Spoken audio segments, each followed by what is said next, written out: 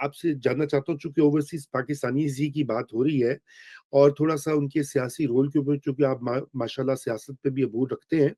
अभी आपको पता है कि आज ही हमारे दोस्त हैं मुर्तज़ा शाह, जियो के नुमाइंदे, तो उन्होंने एक स्टोरी अपनी ब्रेक की है और वो स्टोरी उनका ये कहना है कि ये अगेन आप ये देखिए कि कितनी अहम बात है कि कि साबिक वज़ीर-ए-आज़म और जेल में बंद पीटीआई के साबिक बानी चेयरमैन इमरान खान गुज़श्ता साल नवंबर में एक ऐसे शख्स से उनकी तवील बातचीत हुई थी, जो अब आला हुकाम के साथ हालिया अहम बातचीत का हिस्सा हैं।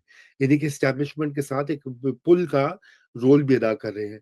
और ये तरीके वो ढूँढ रहे हैं कि किस तरह से एस्टेब्लिशमेंट और इमरान खान के दरमियान जो है वो बातचीत हो।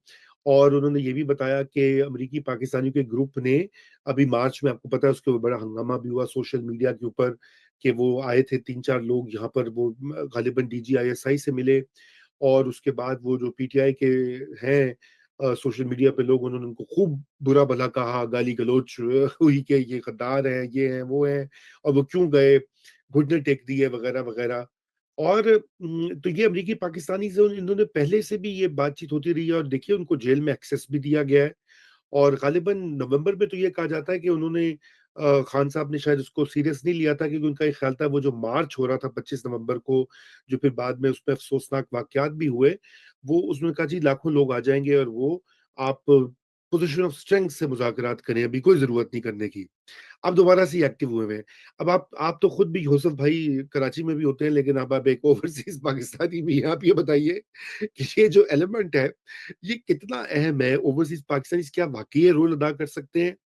और क्यों? क्योंकि अमेरिका में तो चलें समझ आती है कि वो कांग्रेस में बिल वग़ैरह, उन्होंने पाकिस्तान डेमोक्रेसी एक्ट अभी एक ड्राफ्ट करवाया है, कोई बयाना, ट्वीट्स वग़ैरह वो करवा देते हैं, लॉबिंग करते हैं।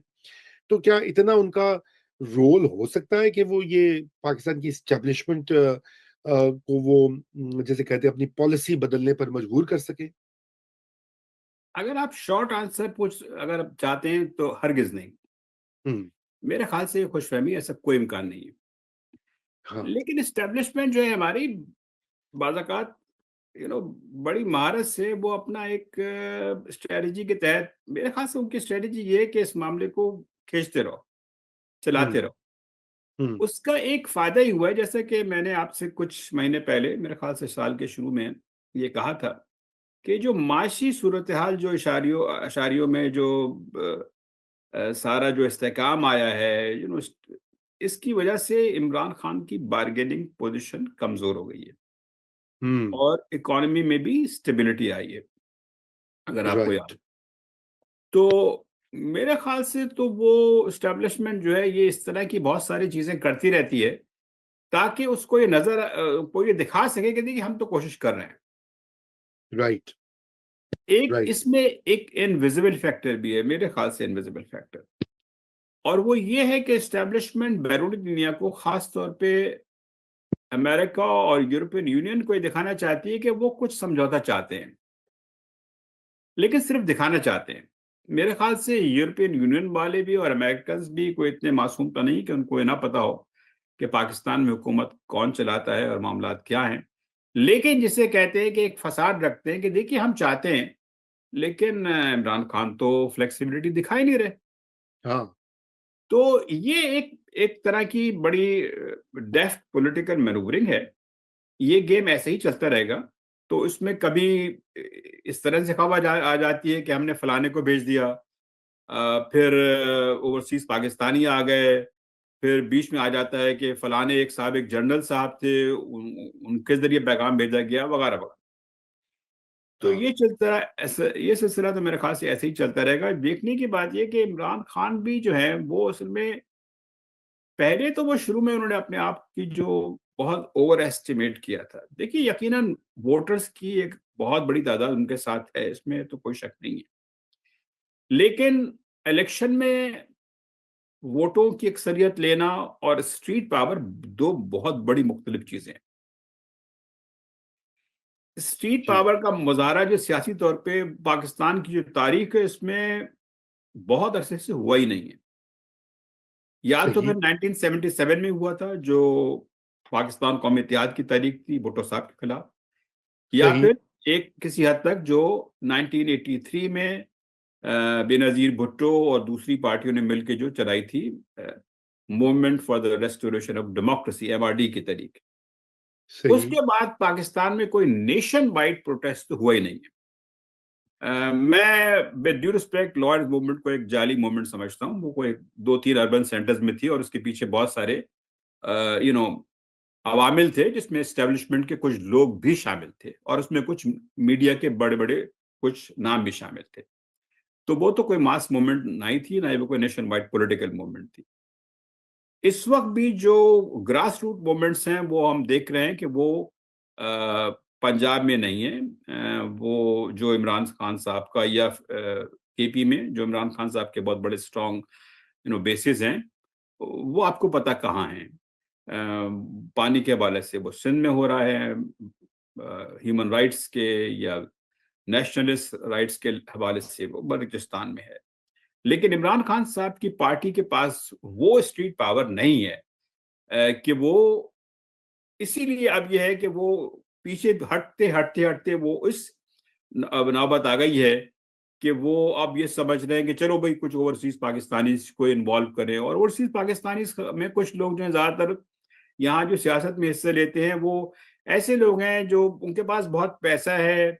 आमतौर पे वो ये समझते हैं कि जी उनका ताल्लुक जो है, चूंकि वो एक मनी क्लास से है, तो वो कोई इन्फ्लुएंस कर सकते हैं। लेकिन मेरा मुशाहिदा ये है, एक्सपीरियंस भी, कि इनमें से बहुत बड़ी अक्सरियत जो है वो, उनको सियासत की ज्यादा कुछ पता नहीं है। इनको अपने बारे में बहुत गलत फहमियां हैं, ये पाकिस्तान की सियासत को भी नहीं समझते हैं इनमें से अक्सर। और यकीनन जब आपके पास कुछ, अगर आप कुछ पैसे आप डोनेट कर दें तो आपको एक्सेस तो मिल जाती है। एक्सेस मिलना अमेरिका में या ब्रिटेन में, अगर आप 20-30 हजार पाउंड या 40-50 हजार डॉलर दे दें, कोई बड़ी बात नहीं है। तस्वीरें भी आप खिंचवा सकते हैं कुछ लोगों से मिलके। लेकिन उस एक्सेस की वजह से आप वो तस्वीरें दिखा के या मुलाकातें करा के आप पाकिस्तान के चंद वजीरों को इम्प्रेस भी कर सकते हैं। लेकिन in this big power game it really means nothing. बिल्कुल। वो आपने इसलिए कि और ये मेरे ख्याल से मुझे यकीन है कि जीएचक्यू वाले इस बात को अच्छी तरह समझते हैं। हम कितने भी उनसे इख्तलाफ क्यों ना कर लें, और तनकीद भी होती है, लेकिन बहरहाल ये भी हकीकत है, ये तो एक मारूजी हकीकत है, पाकिस्तान की सबसे बड़ी सियासी कुव्वत जो है पाकिस्तान का एस्टेब्लिशमेंट है। और इस एस्टेब्लिशमेंट का जो वो कोर है वो जीएचक्यू है। मुझे तो ये मुझे समझना याद आया कि ये जुल्फ़िकार। इन चंद लोगों के, चाहे वो मल्टी मिलियर्स ही क्यों ना, उनके आने जाने से, मिलने से वो पाकिस्तान की एस्टेब्लिशमेंट को मजबूर कर सकेंगे, ये इंतहाई खुशफहमी की बात खुशफ़हमियाँ हैं। मुझे याद आया जुल्फ़िकार अली भुट्टो का ही जुमला था, उन्होंने कहा था कि पाकिस्तान में 2 ही कुव्वतें हैं, पाकिस्तान पीपल्स पार्टी और पाकिस्तान की फ़ौज।